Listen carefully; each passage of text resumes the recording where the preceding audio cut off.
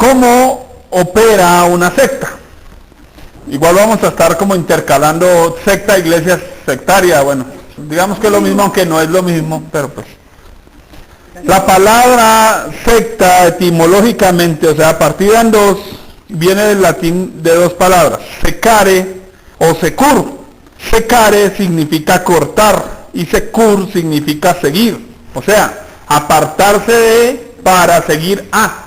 Eso es secta, alguien que se aparta de para seguir a otra doctrina, o otra persona, otro grupo, otra ideología, ¿sí? Porque básicamente las sectas surgen ¿de dónde? De las ideologías. Yo me aparto de una ideología o de una creencia, básicamente es eso. Como mi esposa lo explicaba, las sectas no se encierran solo en el concepto cristiano o evangélico o bíblico o espiritual. Hoy ya vemos obviamente sectas futboleras, hoy ya vemos sectas de moda, hoy ya vemos las fans de fulano, eso se vuelven una secta, ¿cierto? Los grupos que se van armando como pandillas, etcétera, también son sectas en su raíz, ¿no? Sin embargo, pues seguimos hablando ya de las sectas en el concepto cristiano. Y arrancamos por los rasgos que distinguen una secta. Lo primero es el proselitismo. ¿Les suena esa palabra conocida? Politiquería. Eso es hacer política. Y pues no les voy a hacer leer los textos, los tengo acá escritos para resumir tiempo. Dice Mateo 23:15, porque recorréis mar y tierra para ser un prosélito, y una vez hecho le hacéis 2 veces más hijo del infierno que vosotros. ¿Qué tal ese texto? Recorréis mar y tierra, le está hablando Jesús a los fariseos. Y entonces les dice, ustedes recorren mar y tierra, o sea, van para allá y vuelven, van a donde necesiten ir para ser seguidores para ustedes. Seguidores para ustedes. ¿Qué hacen los políticos? Ay, sí, van a la casa más humilde, la más pobre, suben a la loma allá. Bueno, hay pastores que hacen lo mismo. Recorren mar y tierra para buscar seguidores. ¿Para quién? Para ellos, porque quieren ver las sillas llenas. A ellos les interesa sus sillas llenas. A ellos no les interesa la gente llena de Dios, sino la iglesia llena de gente. Eso es sectarismo, porque nos interesa más la cantidad, el grupo, y entre más grande, eso me da estatus a mí. ¿Sabe que usted llega a una reunión de pastores, lo primero que le pregunta es, ¿y cuántas almas tiene? Yo no, una nomás, no tengo ni la mía. Un espíritu y un cuerpo, gracias a Dios, y una sola esposa, no tengo más. Humildemente de a una nomás. Si fuera mormón diría 5 espositas. A pensar una sola alma y solo cuerpecito para todas. Se hace un prosélito. Un poco de gente que sigue a quién. Mire que no están siguiendo a Dios, ni a Cristo, ni siguiendo la palabra de Dios, sino siguiendo a un hombre. Y dice, y una vez hecho prosélito, una vez hecho prosélito significa que ese paisano ya es un adepto, ya es que mi pastor no es igual al suyo, no es que el mío sí. Entonces ya es un prosélito, ya está siguiendo, le hacéis 2 veces más hijo del infierno que vosotros. ¿Hacia dónde lo llevan? Ay, Dios mío. En una secta destructiva, para captar a un nuevo prosélito se le mostrará a la secta como nuevo hogar, un refugio, una vía de escape. Se le presenta una atención exquisita, pero al principio, para captar un nuevo, mejor dicho, al nuevo atendámoslo como ninguno, pero después de que ya viejito, caemos encima. Se le oirá, se le comprenderá, se le atenderá, y se le dará comida si es necesario, mejor dicho, todo para captar al nuevo. Yo no estoy de acuerdo en hacer mercados, ir y llevar a la gente y con el mercado un tratado, porque eso es proselito. Porque le estoy diciendo, en la iglesia te van a dar lo que necesitas, mercado. Porque es que estoy queriendo captar gente para la iglesia. No estoy pensando salvación, en que conozcan a Dios. Y la gente entonces por el mercado viene y se vuelve prosélito. ¿Cristo fue a repartir mercado para ganarse? No. ¿Qué hizo Cristo? Cristo mira a Pedro y le dice, sígueme. Y sigue caminando, ¿y qué hace Pedro? ¿Sigue? No dice que Cristo le dijo, Pedrito, usted quisiera ser parte como de mi grupo, Además, mire, yo soy el Mesías, venga, le cuento, y además yo les voy a dar salvación, y yo convierto las piedras en pan, y hago cosas bien buenas. Nada de eso, no les propuso nada, síganme, y punto. O me siguen, no me siguen, ya. Hermanos, por eso nosotros no nos hemos preocupado, el que viene, viene, el que no viene. ¿Problema de quién? Si a quién añade la iglesia. El Espíritu Santo añade a la iglesia los que han de ser salvos. ¿Cómo los añade? Hermanos, si ustedes dan testimonio en su hogar, en su casa, su familia, dice, oiga, yo quiero que usted me lleve allá, y entonces ¿cómo van a añadir? Por el testimonio. El hermano, por ejemplo, yo lo he visto ya 2 veces por ahí compartiendo, dando la tarjeta, así, pero no es un prosélito, sino que el testimonio, la inquietud que Dios me pone de compartir el evangelio por amor, y no porque el pastor nos manda a traer gente de las narices como sea para que estén ahí. Cuando se hace proselitismo, se le mostrará un falso amor que después de que haya sido captado se tornará en indiferencia, manipulación y esclavitud. Primero el falso amor, entonces llega, hablando del político, ¿no? Político llega y yo te tengo lo que necesitas, así que dime tus necesidades, y ahí están los pastores prestándole los púlpitos a poco de mentirosos ladrones. El proselitismo se parece como a las marcas. Si ustedes piensan en Navidad, piensen en un color. ¿Cuál es el color? Rojo. Identifica. Ahora en las iglesias, ¿sabe qué hacemos? La camiseta de la iglesia. Y entonces todos uniformaditos con la camiseta de la iglesia. La Biblia con la cara de los pastores. Proselitismo. Y entonces para la gente eso significa una identidad. Cuando usted se pone una camiseta, usted se siente... A ver, cuando juega a Colombia, ¿usted qué quiere hacer? Ponerse la camiseta de Colombia, porque eso hace que usted diga, yo soy colombiano. Eso genera proselitismo. Sale un grupo así de la calle y los otros dicen, uy, yo quiero pertenecer a ese. ¿Imagina a Cristo? Cargando ahí su camiseta, con su túnica de Cristo, así, ¿cierto? El pescadito. Segundo, victimismo. Victimismo. Dice 2 Timoteo 1:7, porque no nos ha dado Dios espíritu de cobardía. Pablo le está hablando a Timoteo y le dice que no le ha dado espíritu de cobardía, o sea que parece que está teniendo cobardía, sino de poder, de amor y de dominio propio, o sea que estaba asustado, tenía cobardía. ¿A qué se refiere esa cobardía? Hablando de una secta y hablando de victimismo, un pastor sectario se va a mostrar como una víctima, alguien pequeño, que necesita ayuda, que si ustedes no estuvieran acá yo no sería nadie, que si ustedes no oraran por mí. Apela al sentido maternal y paternal de sus víctimas. Y entonces sus víctimas lo van a apoyar. Entonces, no, es que yo sí me voy de la iglesia, el pastor queda solo. ¿Qué va a hacer ese pastor sin mí? Porque él los ha convencido de que es la víctima y que depende de ellos. Y si se acaba la iglesia, los pastores, ¿qué irán a hacer? ¿Con qué irán a comer? ¿Con qué van a ver? Victimismo. Eso significa que ellos se muestran o hacen pensar a sus adeptos que el resto del mundo los persigue, que no los comprende. Y especialmente se hace notar que el líder del grupo es alguien incomprendido. ¿Cómo se mostraba el rey Saúl? Con unas emociones por allá en el piso, un acomplejado. Pero imagínese una persona acomplejada parada en un sitio al que llaman altar y con poder. ¿Qué hace esa persona?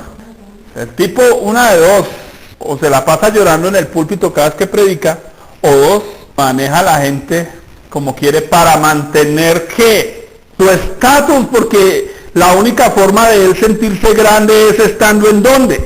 Púlpito. El día que él está fuera de ese púlpito, él no es nadie. En el día que la gente le dice que no a cierta doctrina porque no están de acuerdo, él se siente como ofendido. Y entonces se va a oponer a las personas por eso. Eso implica que él consolida los lazos entre sus miembros. Él procura que ellos se sientan pertenecientes a un grupo. Y muchos de ellos lo llegan a hacer es por simpatía. Porque es que si no estoy aquí, si no vengo al culto, el pastor que dirá. Él va a convencer a sus adeptos que dentro de la secta se está protegido, que el mal reina afuera. Así que tienen que mantener el mayor tiempo posible, ¿dónde? Adentro. Y salirse de la secta significaría algo igual a entregarse al mal. O sea, la gente no vive su vida real, sino que tienen que vivir la vida solo ¿dónde? Van a vivir su cristianismo. Dentro de la iglesia, pero en su vida real, no. Tercero, maniqueísmo. El término maniqueísmo sale de un hombre llamado Maniqueo, que venía hablando de la época intertestamentaria, o sea, entre Malaquías y Mateo, esos 450 años de vacío que hay en la Biblia, y donde se generaron los libros apócrifos, un hombre llamado Maniqueo, que logró convencer a un grupo de que ellos eran los únicos salvos, o eran los únicos que tenían la verdad. Eso es maniqueísmo. Entonces, maniqueísmo significa convencer a un grupo de estar perfectamente con Dios solo por hacer parte del grupo. Así que si está fuera del grupo, está mal. Entonces, si usted se va a la iglesia, mire que el diablo, mire que le cae la maldición de unos cantas, mire que el diablo lo va a llevar a usted, va a entrar en ruina, porque usted solo va a estar bien estando acá, dentro. Y los tiene convencidos a todos de que ellos están con Dios perfecto. Entonces, cuando alguien se rebeló y salió y se fue, los demás dicen, no era de nosotros. Era cizaña, un impío, un lobo rapaz que estaba ahí metido, chamizo seco, perdón. Y entonces Jesús les habla por eso a algunos y les dice, a unos que confiaban en sí mismos como justos y menospreciaban a los otros. ¿Qué era lo que hacían? Confiaban en sí mismos, y eso es maniqueísmo. Cuando yo digo, no, pues es que yo estoy bien, justo, soy justo, limpio. Yo sí tengo la verdad porque es que mis pastores me predican la Biblia. Eso es maniqueísmo. Y yo soy justo y los demás están como mal. ¿Por qué? ¿Por qué no están acá? Entonces están mal ellos. Eso es sectarismo, mis queridos hermanos. Ahora, una secta destructiva es maniquea por naturaleza, o sea, generalmente todas las sectas son maniqueas, siempre están diciendo, aquí está la verdad, y la única verdad está aquí. ¿Dónde está la única verdad, mis queridos hermanos? Lleve a la gente siempre, dejen de hablar de la iglesia, dejen de hablar de los pastores, lleven a la gente a la Biblia. No es que mi pastor me dijo, no, la Biblia dice, hermanos, mire la Biblia. Es que en mi iglesia me están predicando. No, mire la Biblia, Dios dice, porque eso es maniqueo. Una secta destructiva es maniquea por naturaleza, esto es, ellos son los buenos absolutos y los únicos poseedores de la verdad, mientras que el resto del mundo es malo y está engañado y en el error. Ahora, salir de la secta supone en ese sentido la negación de la verdad y el bien, y no hay matices. Se conducen por categóricas afirmaciones absolutas del tipo, aquí adentro está el bien y afuera está el mal, o no hay salvación fuera de este lugar. Ahora, el único sitio donde no hay salvación, ¿sabe dónde es? Fuera de Cristo. En una secta destructiva, otro de los elementos claves, aunque parezca contradictorio con el hecho de que se está destruyendo la personalidad de las personas, porque cuando usted convence a alguien de que está bien, ¿qué hace esa persona? Se cree grande, juzga a los demás, les cae a los demás encima. Es que se potencia el ego o el orgullo de sus miembros y se les hace parte de una élite o de iniciados. Hoy me paro y me gustaría, de pronto un día hacemos la clase práctica y nos vamos y nos sentamos y visitamos iglesias. Y usted se para en la puerta y observe la cara de las personas. ¿Y sabe que la Biblia habla de la altivez de rostro? A mí me impacta eso. Se pone a observar a las personas cómo entran y cómo salen. Y hay altivez de rostro. Y saben que ellos no están orgullosos de ser creyentes, tampoco están orgullosos de conocer a Cristo. ¿Saben qué están orgullosos? De pertenecer al grupo. De que mi pastor sí es reconocido, de que aquí sí hay radio, aquí sí hay televisión, aquí sí hay sillas acomodadas, de que aquí sí hay luces y música y sonido y humo, de que la música de aquí es la mejor. Todos caribonitos, bien vestiditos, lindos, humo, luces. Usted escucha esa música y no va para ningún lado, pero estamos bien. No les predican de nada. Allá las predicaciones no son de más de 20 minutos. Preguntan, 20 minutos. Dígame, ¿qué le enseñan en 20 minutos a una persona? Mire lo que nos cuesta a nosotros el tiempo, lo que les cuesta a ustedes estar acá para oír algo. Tiempo, hermanos. Cuarto, liderazgo indiscutido. Guardaos de los falsos profetas que vienen a vosotros con vestido de ovejas, pero por dentro son lobos rapaces. Por sus frutos los conoceréis. Mire que no dice por sus camionetas, ni por su ropa. Mateo 7, 15 al 16. No dice por sus obras. Es que mi pastor me visitó y me trajo un mercado. Porque el pastor puede inclusive hasta comportarse bien. Por su fruto. ¿Y qué es el fruto? En la Biblia, el carácter. El fruto no es las multitudes como me enseñaron a mí. Usted no está dando fruto. ¿Qué significaba para mí eso? Que no está trayendo gente, no está mandando gente para encuentro. Entonces, un pastor con fruto es alguien que tiene una iglesia grande. Pero si tiene una iglesia pequeña, pues no tiene fruto. Y la Biblia no me dice nada. ¿El fruto es qué en la Biblia? Que nos parezcamos a Cristo. Amor, gozo, paz, paciencia, benignidad, bondad. ¿Qué significa el liderazgo indiscutido? En una secta destructiva este es uno de los más fuertes indicios para reconocerlo. La presencia de uno o varios gurús. El término gurú significa un líder sectario, a los que los adeptos de la secta consideran como el Mesías, el escogido, el ungido, el internacional, como quieran llamarlo, o una encarnación de Dios o de Cristo, porque hay sectas donde hay gente que dice que es Cristo, por ejemplo la de Cayendo en Gracia, Cayendo en Desgracia más bien. Personas con un carisma especial y gran capacidad de persuasión y manipulación. Son demasiado carismáticos, son líderes, y entonces eso arrastra. Y de hecho un siervo de Dios, por lo general, pues es así, por obvias razones, porque si Dios lo puso a liderar, pues tiene capacidad de liderazgo.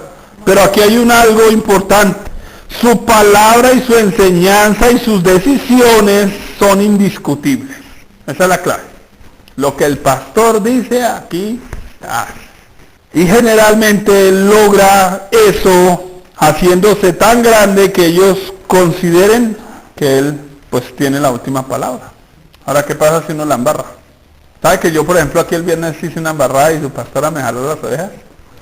Yo dije, en la Biblia no dice en ninguna parte que debemos dar gracias. ¿Será? Y si la Biblia dice dar gracias en todo. Entonces, su pastora no traga entero, así yo soy al marido, y me abrió la Biblia y me dijo, ahí dice, dar gracias en todo. ¿Y por qué ninguno dijo nada? ¿Sí me hago entender? A eso vamos, ¿sí me hago entender, hermanos? No traguen entero, porque los demás se van ignorantes y pudiera errar. Claro, no es un error que digamos que no, la embarró el hermano, que herejía, no, sino, pero si alguien se da cuenta, diga, pastor, qué pena, no estoy de acuerdo, la Biblia dice en tal texto que tal cosa, y ahí sí, papito, ¿con quién peleo yo? Dígame. No puedo. De hecho, lo que le decíamos a la hermana Miriam, ella nos hace una pregunta de un texto y saben que ya estudiamos el texto mejor y encontramos otras respuestas, posibles respuestas. O sea, no es la respuesta total porque son textos que en un sentido, como lo llamamos, textos oscuros, se llama eso en teología. Textos oscuros, son textos que a la hora de interpretarlo como que uno dice, bueno, ¿y de dónde cojo? ¿Cierto? Es muy difícil de hacerlo. Y más si lo cogen una quemarropa en la escuela antes de comenzar, ¿no? Pero miren, la idea es que el viernes de pronto mi esposa haga los aportes que sean necesarios. Amén. Hablando de liderazgo indiscutido en una secta, el pastor no permite nada. Él no quiere que nadie le diga nada. Las revelaciones son las de él, la interpretación de la Biblia es la que él dijo. Él toma las decisiones absolutas, no solo sobre la predicación, sino sobre la economía. ¿Saben? Dentro del concepto bíblico, el pastor jamás debiera coger un peso para administrarlo, ni decir en qué se debe administrar el dinero. ¿Qué había en la iglesia primitiva? Diáconos. ¿Quiénes se encargaban? No el pastor. Pero en las iglesias sectarias el pastor manda sobre la predicación, manda sobre la plata, manda sobre los empleados de la iglesia, manda sobre todo. Maneja la plata como la plata de su casa. Hermana, páseme a ver cuánto fue que llegó y le pasa a la tesorera para los servicios y el resto nadie sabe qué pasó con eso. Tenaz. Y se ponen bravos. El gurú además se presenta como alguien que posee algún tipo de don especial, algo que los demás no tienen. Mire que nosotros lo hemos molestado a ustedes Porque ustedes, ¿por qué pueden predicar y enseñar en una escuela? Porque es que ustedes también pueden. ¿Por qué tal solo nosotros? Que la idea es formar a las personas para que ellos puedan hacer. Todos podemos hacer. Díganme si los hemos molestado porque han dado algo mal en la clase. Desde que enseñen la verdad, hermanos, si ya se paran y dicen algo que no es o algo, pues claro, uno les va a corregir en ese sentido, sea en privado, sea en público, dependiendo pues de la necesidad. Entonces, en ese sentido, en las sectas, pues él se presenta con un don especial, una capacidad de sanar, de leer el pensamiento, de comunicarse con los espíritus o los extraterrestres, etcétera, etcétera, etcétera. Hermanos, oyeran todas las cosas que pudiéramos meternos unos 6 meses a estudiar esto, diga. Mire que hay pastores que no predican, no, es que yo no tengo el don de predicar, yo solo tengo el don de sanar. Entonces llegan a la iglesia, las personas al culto y nunca les exponen las escrituras, sino leen un versículo y sanidades, sanidades, todo sanidades. Y 20 minutos, media hora de testimonios de sanidades. ¿Y la Biblia? ¿A qué horas presentan la Biblia? ¿Y las escrituras? ¿A qué horas presentan las escrituras? Porque ese es un concepto de la apostasía hoy, que es empoderar. Empoderar es que usted viene y yo lo unjo y usted recibe la unción y el poder. Lo que yo tengo se lo transmito. Que ese concepto yo tengo se lo transmito es metafísica, eso no es bíblico. Ah, pero es que como tocó el manto de Jesús y se le pasó el poder, de mí salió poder. Entonces de los pastores ahora también sale poder. Hoy en las iglesias ya no se predica. Porque es que el Señor nos tomó y fue en la alabanza. Entonces todo el culto alabanza. Y todo el culto alabanza y se va la gente y todo el culto alabanza. Lo que sí abre en la Biblia es para pedir la frente. Del resto, la hermana hace un rato iba a hacer un aporte y ella decía, conocemos a Cristo en la oración. Conocemos a Cristo, palabra de Dios. ¿Por qué no en la oración? ¿La oración es buena? Sí, claro. ¿La oración tiene un propósito? Sí, claro. Pero ¿qué pasa con un pastor que solo ora y no lee la Biblia? De pronto el diablo viene y le muestra una visión que no es, le habla lo que no es, le canta al oído lo que no es, y entonces todo se volvió oración. Entonces el culto solo oración y alabanza, y la palabra. Básicamente el líder de una secta se convierte en el sustituto de su papá, su amigo, su marido, su mujer. Entonces manipula, entonces ya las cosas que usted va a hacer en su casa, usted antes de hacerlas viene y le dice al pastor, pastor, ¿y usted qué opina? Y el pastor le dice, no haga ese negocio, pilas con eso, mire que su marido está, mire que su mujer. El pastor termina controlando el hogar, la familia, las amistades. Gente que todo, si el pastor no le dice, entonces no hace. Eso es sectarismo, hermanos. Eso significa control total y a veces para sacar algún provecho. Ahora, en los peores casos se producen abusos físicos, golpizas, violaciones, como el pastor de Pasto, ¿cierto? No se sabe si fue violación, porque dicen que no, porque las chinas como que querían también, entonces, pero querían, ¿por qué? ¿De dónde? ¿Sabe? Por ignorantes.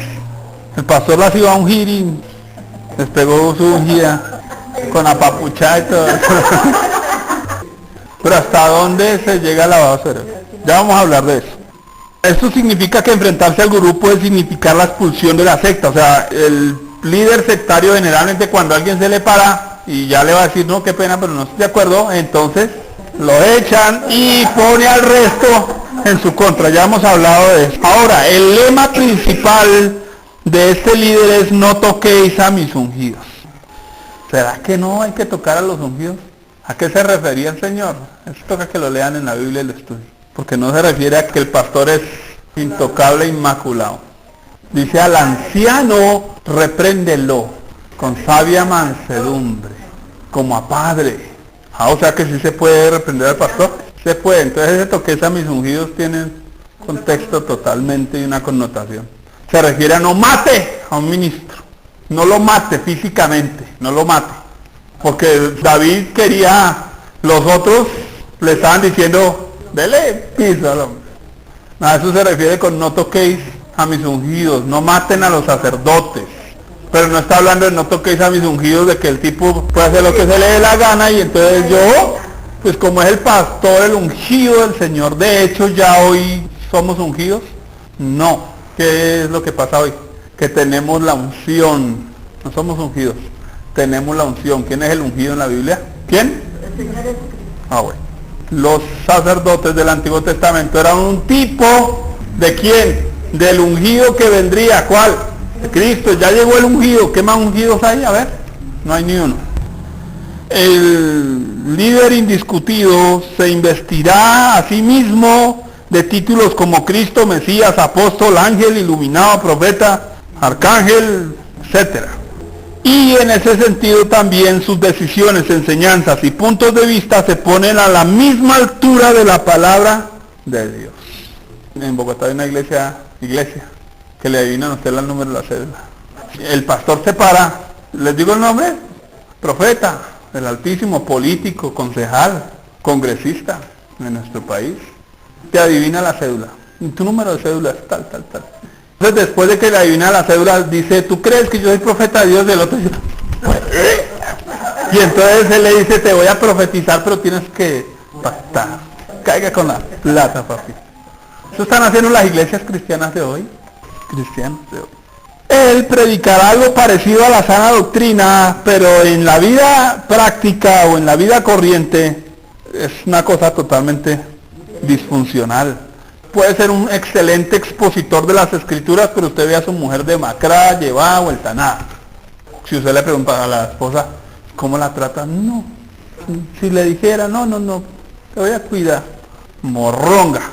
Tipo la golpea, la maltrata, le hace, le deshace, los hijos viven en los vicios, pero viene y predica a los hijos de los hermanos todos malos, pero él, ¿cierto? Y los deja a veces, contaba un hermano, el chino mismo estaba en el satanismo, aquí hay una iglesia, aquí en Soacha, cristiana, y el chino estaba en una secta satánica, pero aquí venía a tocar la alabanza tan lindo, con la uñita negra aquí, se echaba removedor el domingo, sábado en la noche, pasaba.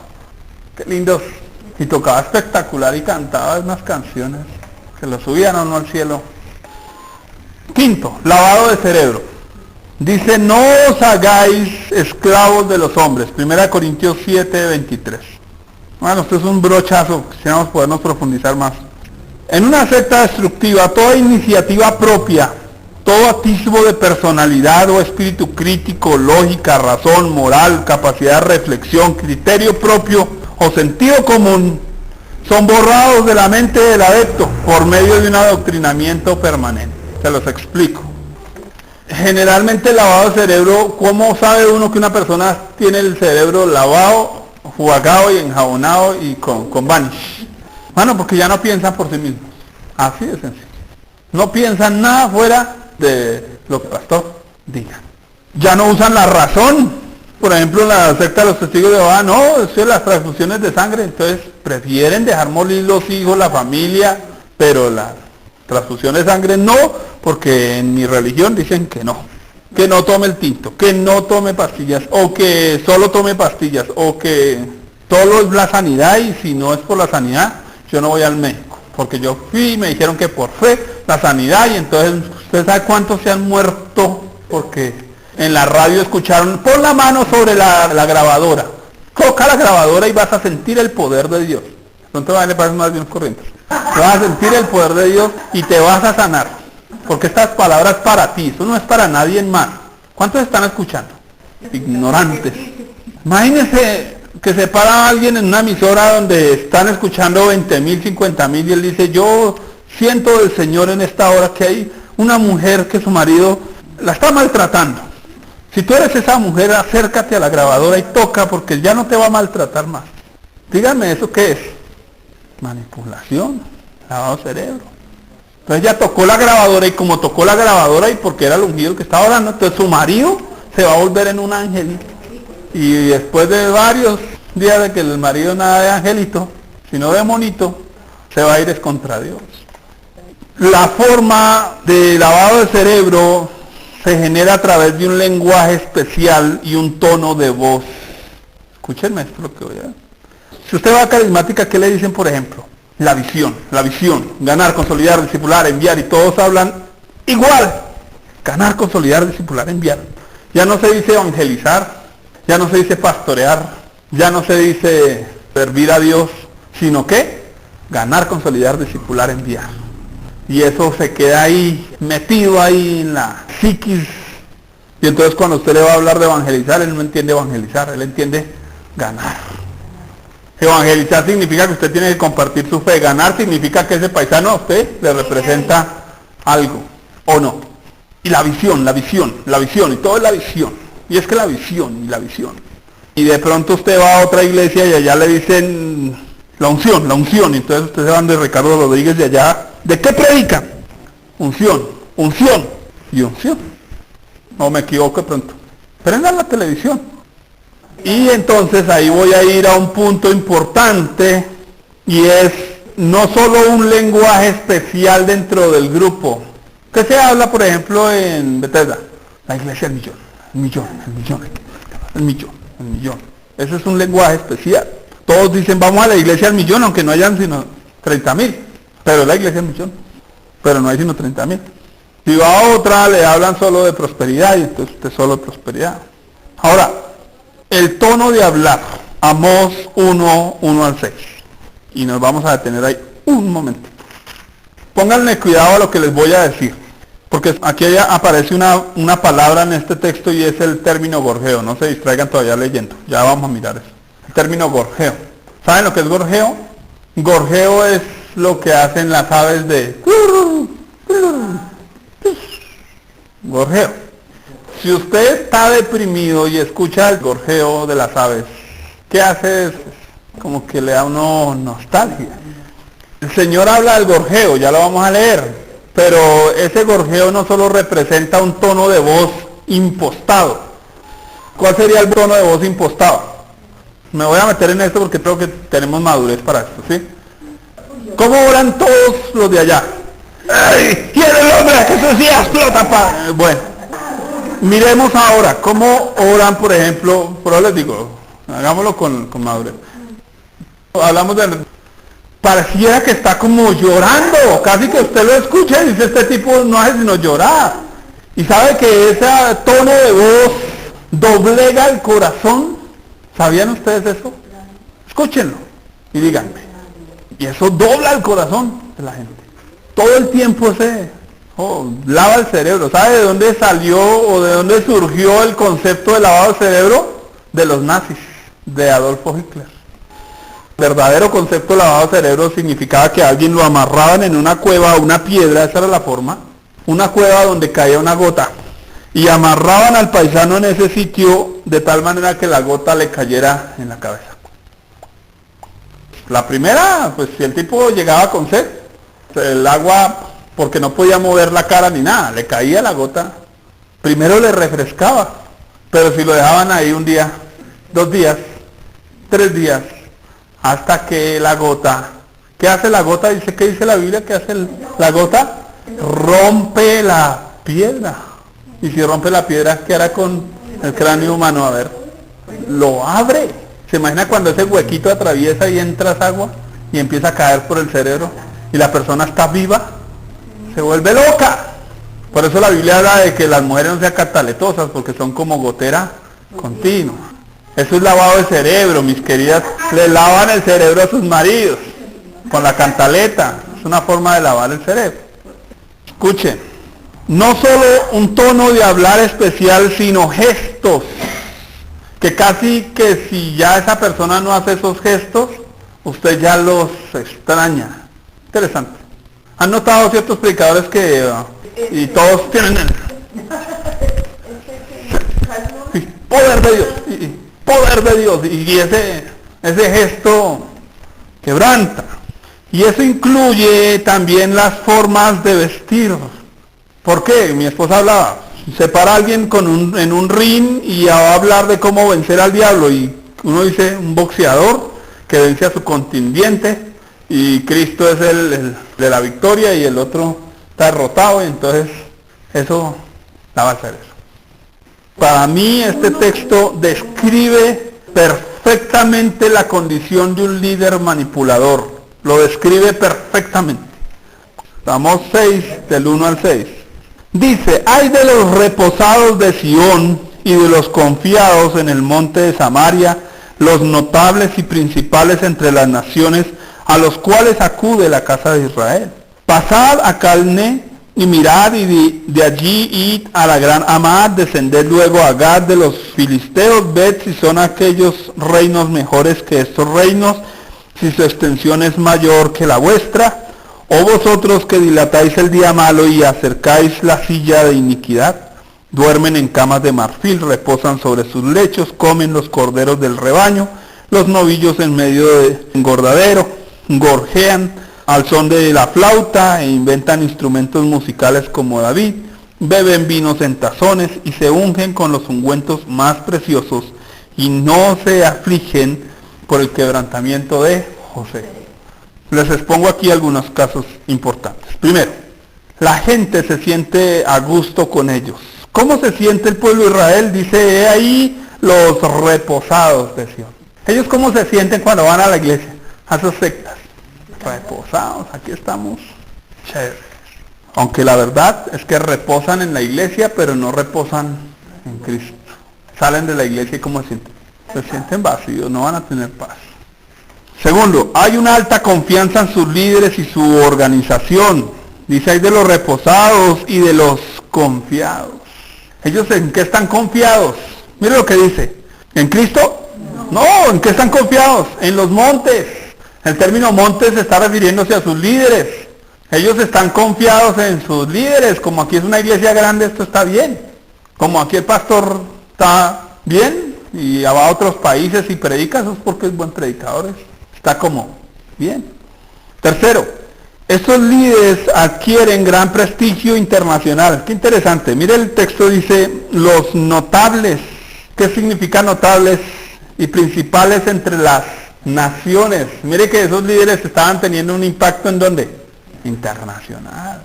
Qué interesante. No significa que Dios no abra puertas en otros países, pero a ellos eso les da un estatus.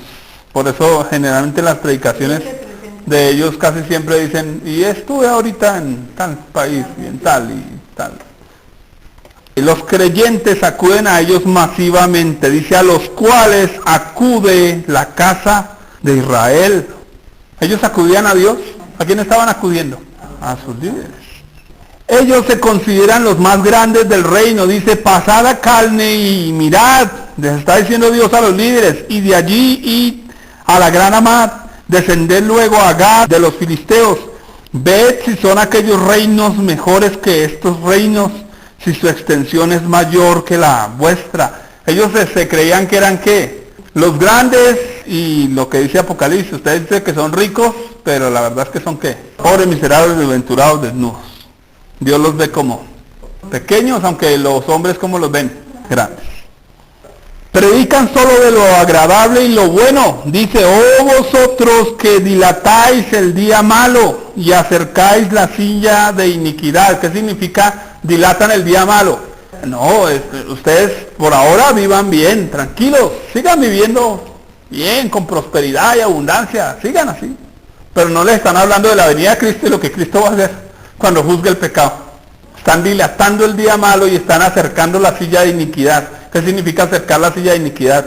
Pequen, siéntense en la iglesia, le acercan la silla, a usted lo sugieren, siéntese ahí. Pero, ¿cómo están las personas? Viviendo como en su pecado, no le están hablando de su pecado. Acercan la silla de iniquidad. Estos líderes viven ostentosamente, dice, duermen en camas de marfil. Por eso es que hemos anhelado el video vivo, el televisor, para mostrarle las casas de estos pastores, que ustedes las encuentran en internet, casas de 60.000 millones de pesos. No las tiene ni Shakira. Ni Shakira tiene casas como esas. Con columnas talladas en oro. Aviones de 25 millones de dólares, los que tienen aviones baratos y tienen de a 2 y 3. Reposan sobre sus lechos, comen los corderos del rebaño, o sea, explotan a los que tienen más plata en la iglesia y a los novillos en medio del engordadero. ¿Sabe que hoy los predicadores para ir a un sitio dicen, si no es hotel de 5 estrellas, no voy? Si no es comida de lujo, si no es en primera clase, cobran, si no me pagan tanto. ¿Sabe cuánto cobra un predicador? Que nos pasó un caso allá en Ibagué, por una predicación de 2 horas, 12 millones de pesos. Y con milagros vale más. Y sin milagros vale más. ¿Sabe por qué? Porque es que el solo vestido que ella estrena cada día vale 7 millones de pesos. La mandada a peinar no le vale menos de 300.000. Hermanos, despierte. Usan técnicas de manipulación. Entonces aquí aparece el texto que dice: gorjean al son de la flauta. ¿Qué significa? Ustedes han notado que ahora ¿qué hacen los predicadores cuando van a predicar? Ponen al guitarrista o al organetista. Y entonces esa musiquita detrás, ¿sabe que eso es una forma de manipulación? De lavar el cerebro. Porque la música predispone el cerebro para la información que entra. ¿Qué diferentes a venir a alabar a Dios, a venir a exaltarlo con conciencia, con el corazón, la lucha de la carne? Claro, la Biblia dice que los profetas profetizaban ¿con qué? Dice que Eliseo mandó llamar a alguien que tocase mientras profetizaba. Ellos profetizaban con instrumentos. Es una forma profética. Pero ahora volvió todo. Si no está el de atrás tocando, la predicación no le suena. Ahí lo está diciendo, ¿o me equivoco? Gorjean al son de la flauta e inventan instrumentos musicales como David. Pues ahora ya las iglesias ya no se conforman con la guitarra, sino que ahora ¿sabe qué están trayendo ahora en las iglesias? Los chofares, los cuernos que usan en Israel. Y entonces Dios los va a tocar. A ver, cierren los ojos. El chofar. ¿Sabe cuánto vale traer un chofar así de chiquito de Israel? 8 millones de pesos. O sea que esos que tienen doble vuelta, eso debe valer un furgo de plata, una cosa. Y hoy no se conforman con los instrumentos más económicos. ¿Sabe dónde compran los instrumentos los pastores hoy? Si no es por allá en Estados Unidos, en Inglaterra. Ya una baterita de estas, eso ya no suena. Un solo pedal de un músico, yo vi un pedal así, aproximadamente 35 millones de pesos. Un pedal para una guitarra. Esos pedales le dan a usted una cantidad de sonidos que para la gente son imperceptibles, pero que ayudan a lavar el cerebro. Y por último dice: la comodidad personal de estos líderes no les deja ver la verdadera calidad de vida en que viven sus ovejas. Dice: beben vino en tazones y se ungen con los ungüentos más preciosos y no se afligen por el quebrantamiento de José. ¿Qué hace Enrique Gómez comprando un caballo de 800 millones de pesos? Mientras ese poco de viejitas pensionadas desocupadas le llevan lo 21 que les llega de pensión. Yo pregunto, y estoy hablando de esta vaina abiertamente porque ya estamos, perdonen la expresión, mamados, que la gente le sigan metiendo los dedos en la boca y se sigan dejando tumbar. Eso es vergonzoso. Y entonces no les interesa cómo vive la gente, ni las necesidades que tienen en su casa, ni si tienen con qué comer. No les interesa, hermanos. No quiere decir que Dios no quiera bendecirnos a uno, ¿sabe? El día que Dios nos bendiga, amén. Pero hermanos, es una magia. Los mejores perfumes y los mejores ungüentos, los más preciosos, ya si no es lo más caro, no es. Y nos quedan 3 puntos. 1. La manipulación económica. Dice la Biblia en Filipenses 3:19, y su Dios es el vientre. La tendencia en una secta generalmente es a manipular la parte económica. Texto preferido de la mayoría, Malaquías 3:10, que ya se los explicamos. Ustedes no diezman, están bajo maldición. Entonces separan los pastores con lista en mano a ver quién diezmó, quién no diezmó, etcétera, etcétera. Ya hemos hablado de eso, ¿cierto? Logran convencer a las personas inclusive de vender sus propiedades, dar sus sueldos completos, dejar el trabajo, porque es que usted tiene que servir a Dios de tiempo completo, entonces deje trabajar que Dios lo sostiene y véngase. Y hacen cosas semejantes para agradar al líder. No compran un pedazo de carne para llevarlo a su casa, pero sí para llevárselo al pastor. Y descuidan la manutención de su propio hogar. Ellos usan cualquier texto de la Biblia para hacer posible sacarle a la gente la plata. Términos como pactar, sembrar, cosechar, dar, sellar la palabra. Hoy se usa el término, ¿no? Selle la palabra. Son los que se usan para que las personas den. Dios te va a bendecir si das, te va a maldecir si no das. Triste. Salud. No es porque alguien haya estornudado. Mire lo que la Biblia dice. no tentarás al Señor tu Dios. Mateo 4:7. Ven por tu milagro. ¿Por qué viene la gente? Por un milagro. Y están tentando a Dios, obligando a Dios a que Dios que haga lo que ellos quieren. ¿Qué están haciendo? Tentando a Dios. Pacta y verás que te sanarás. En una secta destructiva, la salud y las sanidades milagrosas suelen ser uno de los temas principales. La sustitución de los métodos de la medicina tradicional por la meditación, medicinas alternativas, dietas especiales, curanderismo, imposición de manos y cosas semejantes han llevado a muchas personas a un deterioro de su salud e incluso a la muerte. Si el pastor no me pone las manos. ¿Sabe que la imposición de manos en la Biblia no tiene nada que ver con sanidad? ¿Con qué tiene que ver? Delegar un liderazgo. Se imponen manos para delegar un liderazgo. No obstante, también la Biblia dice que Jesús, poniendo las manos sobre los enfermos, se sanaban. Pero eran casos diferentes.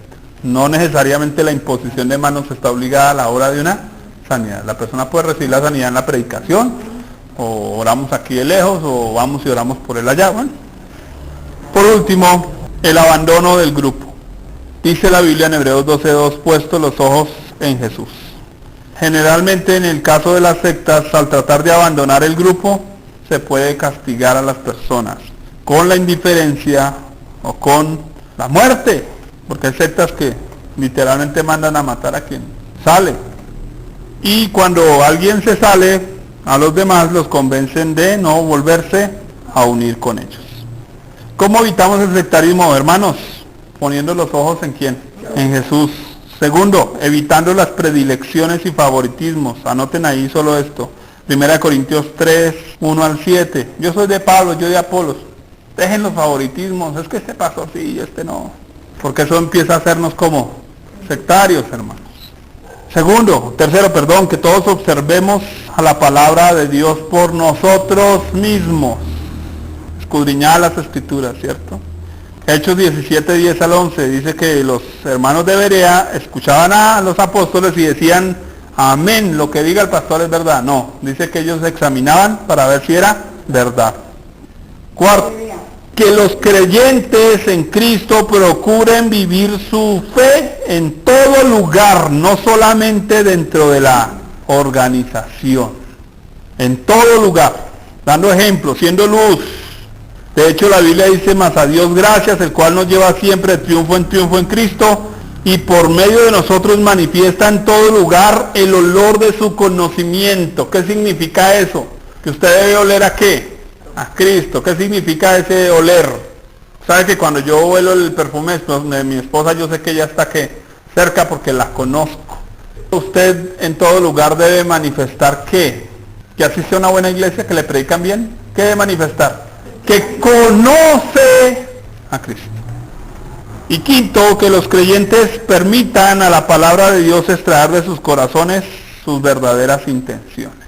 ¿Por qué asiste usted a la iglesia? Hebreos 4:11-13 dice, la palabra de Dios es viva, es eficaz y penetra hasta partir el alma y las coyunturas. ¿Y qué hace? Dice que discierne los pensamientos y las intenciones. Y sexto, debemos conocer cuáles son las enseñanzas básicas del Evangelio. Son 5. 1. La Biblia es la autoridad única y final de nuestra fe. ¿Por qué?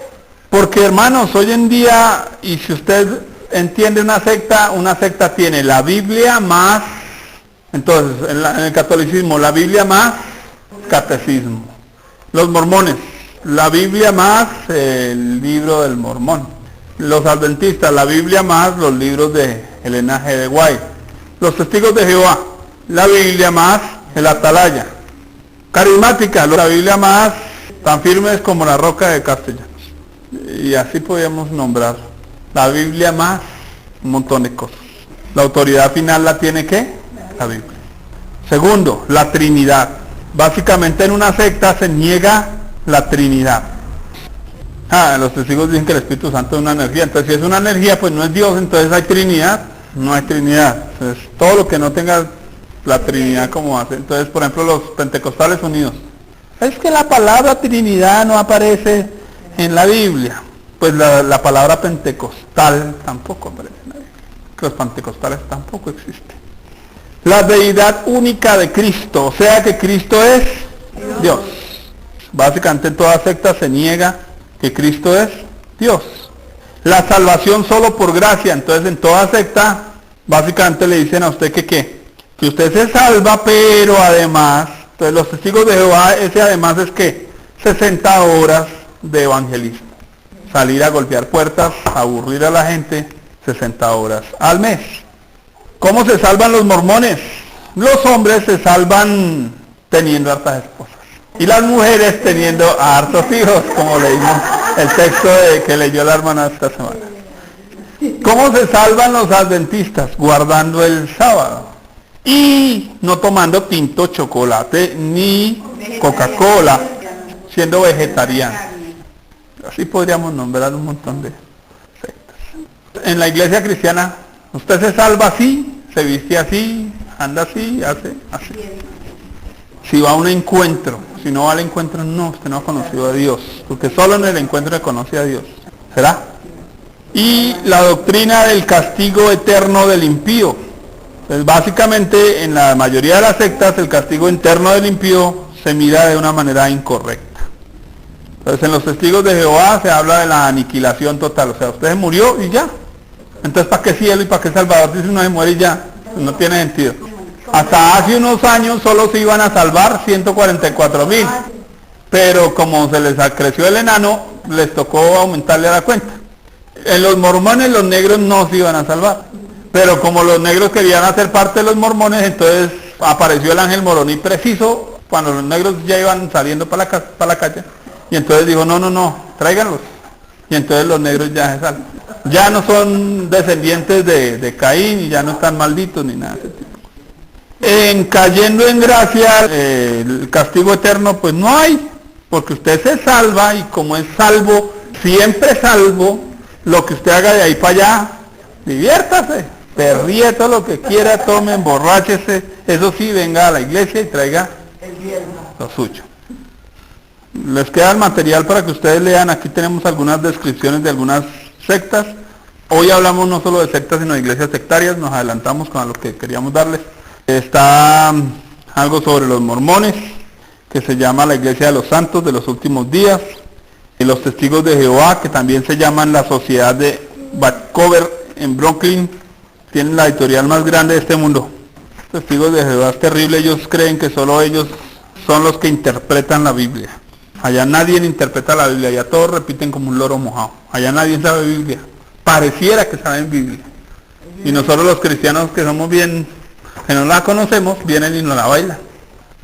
La Iglesia de la Luz del Mundo, que es otra, bueno, esa creo que acá en Colombia no está, Creciendo en Gracia, que el apóstol José Luis, que ya se murió, se decía que era el Cristo, y se murió otra vez Cristo, qué tristeza, y ahora quedó la Crista, quedó la señora.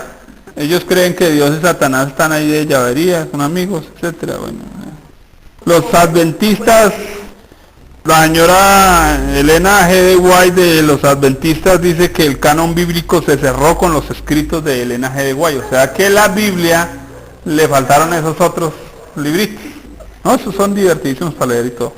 Y la Iglesia Pentecostal Unida, cierto, que niega básicamente la Trinidad, y que la Trinidad fueron manifestaciones, o sea, solo Dios, y ellos toman un texto que un solo Dios verdadero, pero es que no están leyendo mal la Biblia, más dicho. Y allá las mujeres en unas sillas, los hombres en otras, ¿no?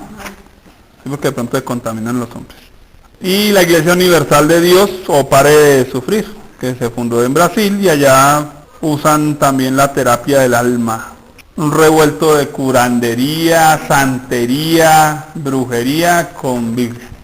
Oye, no hablamos de la ministerial, sí, la ministerial de Jesucristo Internacional, que usted va y le profetizan y le dicen, pero si usted se va a ir de la iglesia, le profetizan que de pronto, lo despiche un carro por ahí por el camino.